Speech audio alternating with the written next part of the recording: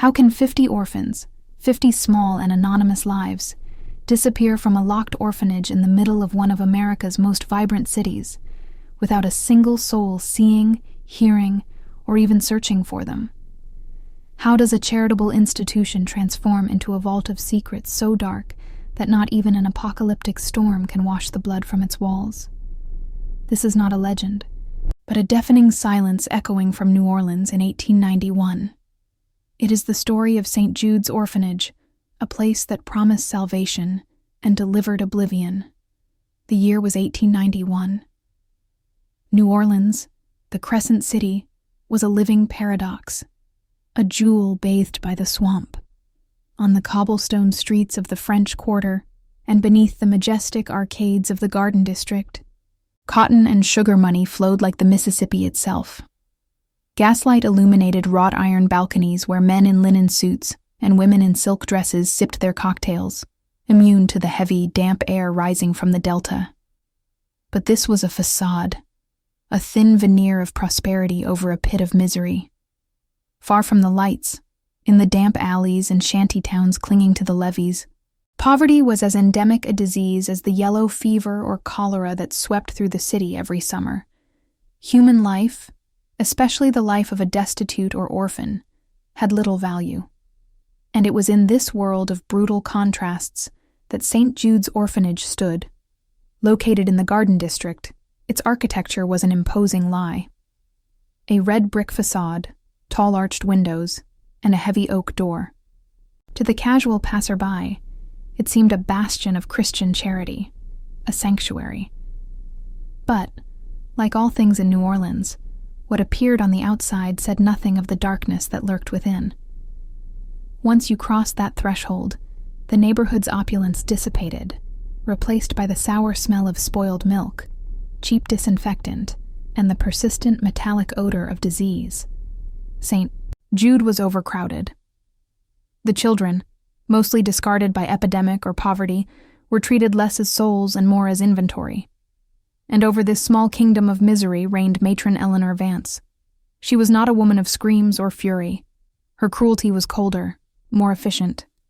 Tall, perpetually dressed in black, with a bunch of iron keys strapped to her waist, whose jingle was the only warning of her approach.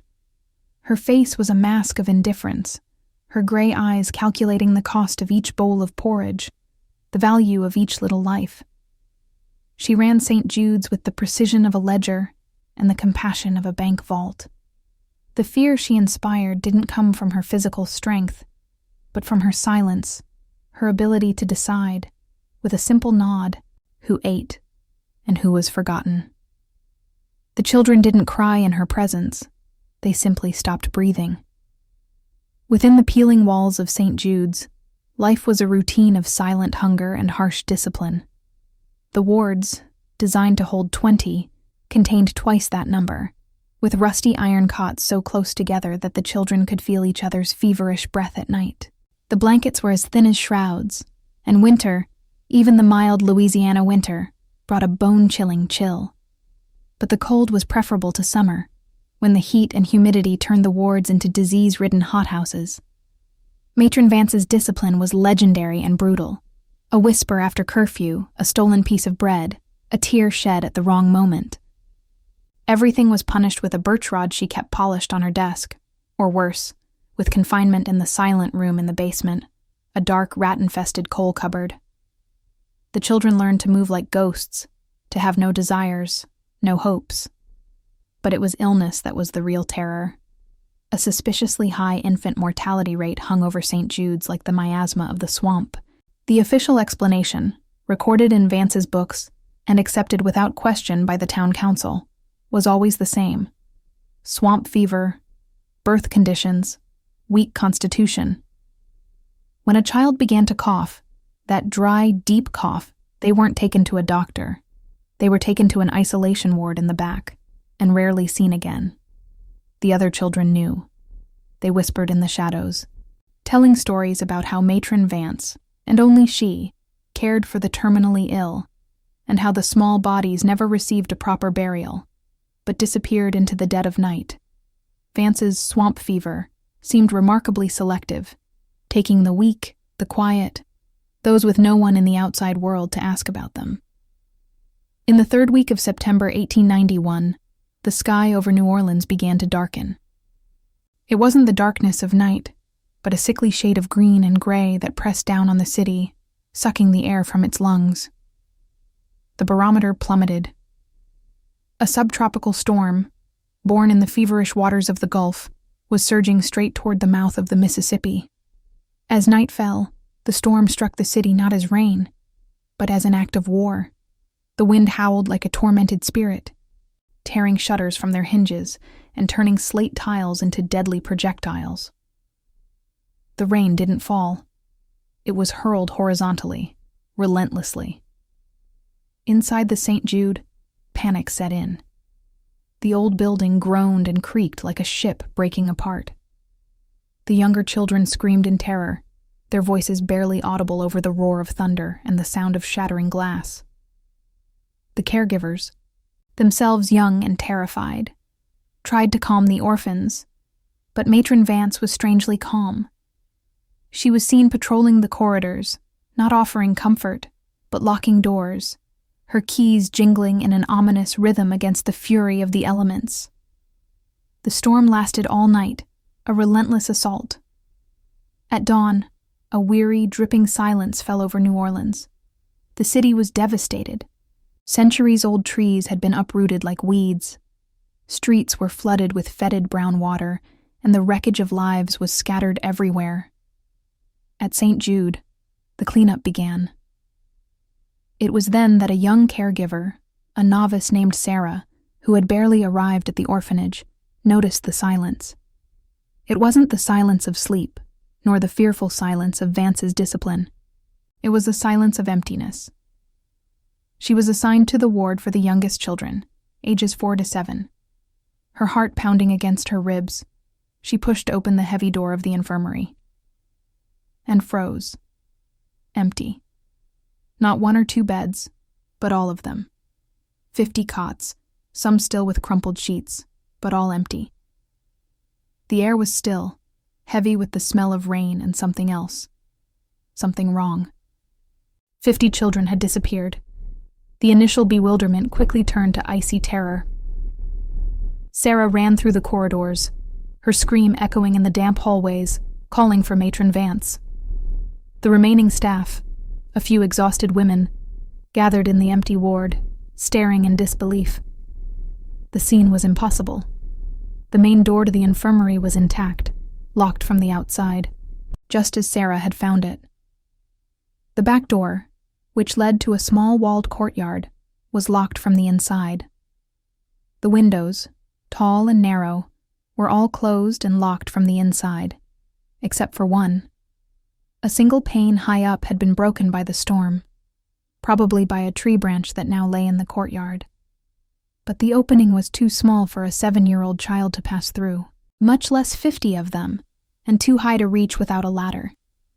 And even if they had succeeded, how could 50 small children in total darkness, in the midst of a hurricane, climb a 3-meter-high brick wall without leaving a single trace, without making a single sound to alert the guards or the caregivers in the next corridor? There were no signs of a struggle. There was no mud on the floor, except what the caregivers themselves had brought in that morning.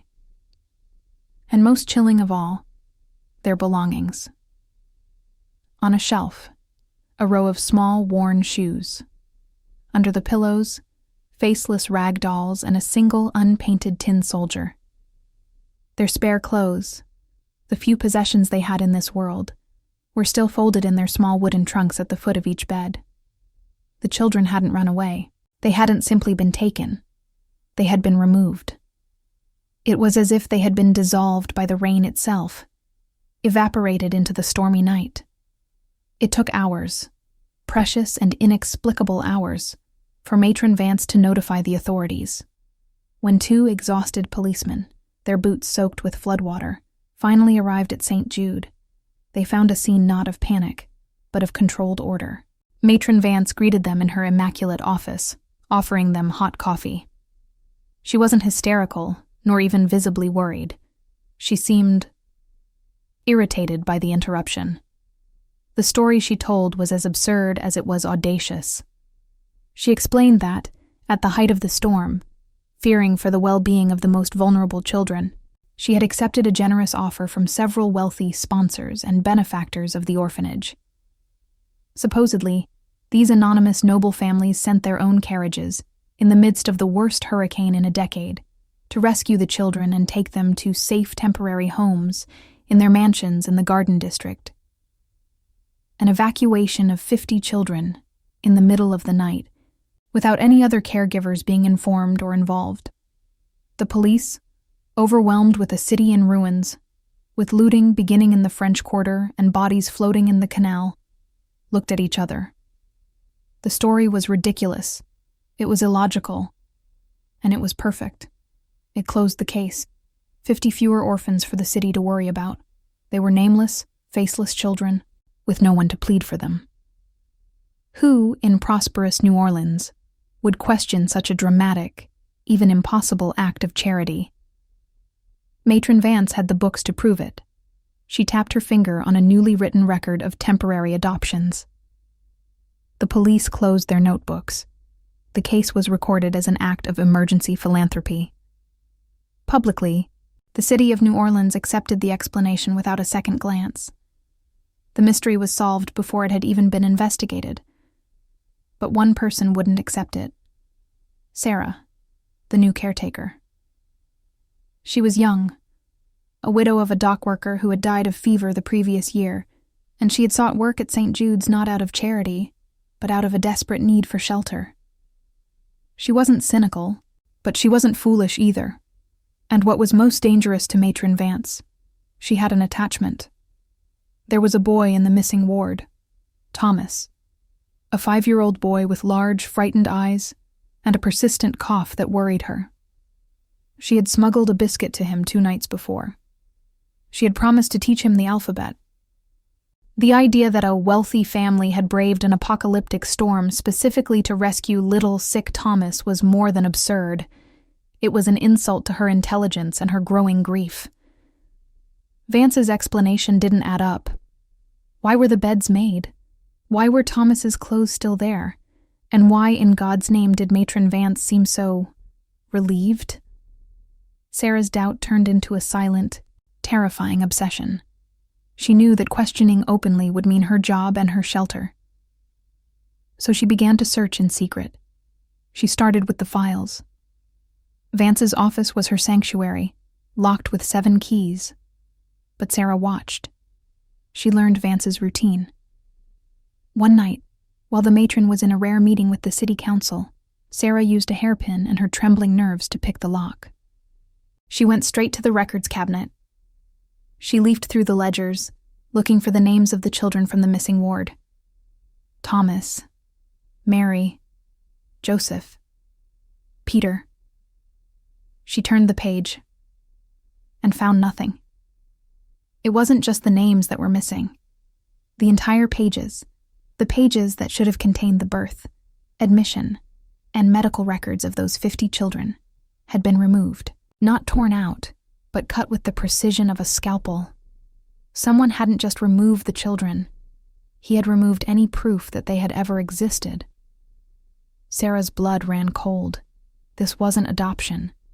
It was erasure. Fear should have made Sarah recoil, but the image of Thomas's face propelled her forward. She began to hear, truly hear, the whispers of the older children, those between 8 and 12 years old, too old to be desirable, but too young not to be afraid. They avoided her gaze, but when she offered them an extra piece of bread at night, they spoke. They spoke of the Giving's Wing. It was a part of the basement, below the west wing, that was perpetually locked. Matron Vance always said that's where they kept donated blankets and food, but none of the children had ever seen anything go in or out of there. Except at night. The older children, whose dormitories overlooked the service yard, told terrifying stories. They spoke of unmarked carriages, black, closed carriages that arrived long after midnight, usually on the darkest nights. They spoke of men who were neither priests nor benefactors. Tall men in dark suits, carrying black leather briefcases. They were greeted at the side door by Matron Vance herself and disappeared with her towards the endowment wing. The children called them night doctors. And worst of all, sometimes when one of the younger children became very ill, with Vance's swamp fever, she wasn't taken to the regular infirmary. She was taken, often crying softly, by Matron Vance to the endowment wing. And these men, the night doctors, were there to meet her. Sarah knew what she had to do. She stole the spare set of keys from Vance's office, an act of courage born of desperation. She waited until 3 a.m, the deepest and quietest point of the night. The orphanage was quiet, except for the distant ticking of a clock and the occasional squeaking of rats in the walls. She descended the basement stairs, her heart pounding like a drum against her ribs. The air grew colder, heavier. She reached the door to the donations wing. It was thick, solid wood, with an iron lock. Trying key after key, her hands trembling so much she could barely get the hole right, she finally heard the satisfying, heavy click. She pushed the door open. The wing wasn't empty, at least not of evidence. The light from her kerosene lantern cut through the darkness and revealed a horror she couldn't have imagined. It wasn't a storage room. It was a makeshift medical laboratory. The smell of chemicals, carbolic acid, ether, and a sweet metallic odor of old blood hit her, making her gag. There were 3 stained and scratched metal operating tables in the center, with drainage channels leading to a disgusting drain on the floor. On a shelf against the wall, there were no blankets, but rows and rows of amber glass bottles, some with strange liquids, others with handwritten labels in Latin. There were glass syringes and metal needles. In one corner, a pile of small, stained aprons. But the macabre clue, the proof that her sanity wasn't betraying her, was on a desk, a register book, left behind in the rush. It wasn't the orphanage's register. It was an accounting book. On one side, a list of names. The first name she saw was Thomas. Below it, Mary, Joseph, all 50. Next to each name, a date. And next to the date, a monetary value. And a signature of receipt next to Matron Vance's name. On the book cover, engraved in gold, New Orleans Tropical Medical Research Institute. In that damp, fetid basement, the shocking truth fell upon Sarah like a tombstone. The image formed in her mind, sharp and terrifyingly clear. The 50 children were not adopted. They were not rescued. They were sold. Matron Eleanor Vance, the guardian in charge of their lives, had traded each one of them like cattle. And the buyer was this institute, these night doctors. New Orleans in 1891 lived under the constant terror of yellow fever, malaria, tropical diseases that killed thousands. There was a desperate race and an unimaginable fortune for whoever discovered a vaccine or a cure. And to test these experimental vaccines, these dangerous serums, they needed guinea pigs, human guinea pigs that no one would seek, guinea pigs that were already officially listed as sick, weak, with swamp fever. The children of St. Jude were the perfect supply. Vance delivered them one by one to this secret laboratory of horrors. The doctors carried out their cruel and illegal experiments, recording the results in their stained books, while the children succumbed, one by one, not to swamp fever, but to the poison of inhumane science. The ward for the youngest children was being systematically emptied. And then, the storm. It wasn't the cause of the disappearance. It was the perfect cover. Perhaps an experiment had gone terribly wrong. Perhaps the batch of 50 children had died at once, an epidemic of experimental failure. With 50 bodies to hide, the chaos of the storm was a godsend for Vance and his partners. While the city cowered in fear of the wind and rain, they had the entire night to clean the ward, to remove the bodies, to wash the tables, to burn the incriminating records. The story of the benefactors was the brilliant lie that sealed the grave of 50 innocent children. Clutching the logbook, the only piece of evidence left, Sarah ran out of the basement. She didn't stop in her room. She ran out of the orphanage, into the flooded, debris-strewn streets of New Orleans. She ran to the nearest police station, the book tucked under her shawl. She stormed in, screaming about murders and missing children. The exhausted night sergeant initially dismissed her as a hysterical lunatic, but then he saw the book. He saw the name of the medical institute. The expression on his face changed. Boredom gave way to fear. He told Sarah to wait, that he would call the captain, but it wasn't the captain who came. Half an hour later, a man in an expensive suit, smelling of cigars and whiskey, entered the station. He wasn't a policeman. He introduced himself as a lawyer, representing the interests of the city. He listened to Sarah's story with a paternal and terrifying patience. When she finished, he took the logbook from her hands. He leafed through it.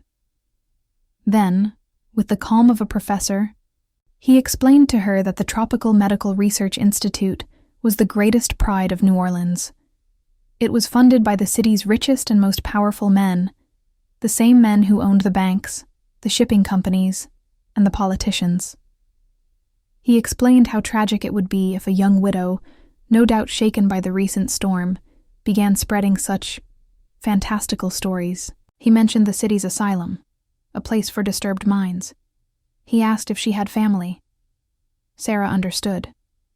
She was signing her own death warrant, or her own institutionalization. She recoiled.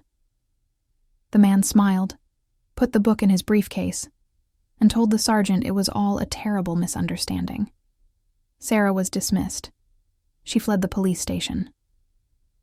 That same morning, she pawned the only thing of value she had left, a medallion from her late husband, and bought a train ticket north, anywhere out of reach of those men. She disappeared, taking with her only the trauma and the ghostly face of Thomas. The case was officially closed.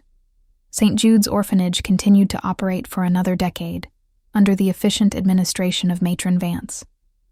No one was ever held accountable. The 50 children, officially adopted by loving families, vanished from the records and memory, becoming the mystery of St. Jude's Orphanage. A dark legacy, whispered only like a ghost story, about the night the storm took the children, and how the town's silence was the greatest complicity of all. If you were moved by this story, please like, subscribe to the channel, and comment below what you liked most. Your opinion is very important to us. Share this video with someone who needs an inspiring story. Until next time.